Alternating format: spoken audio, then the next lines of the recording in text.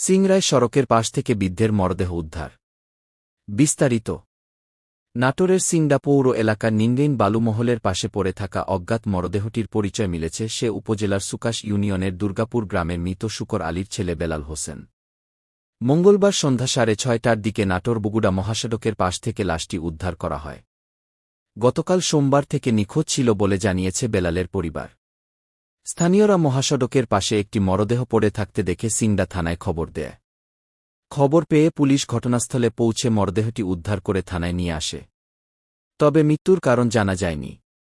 গলায় ও মুখে রক্তের দাগ লেগেছিল, তাছাড়া আর তেমন কোনো চিহ্ন চোখে পড়েনি বলে জানিয়েছে স্থানীয়রা।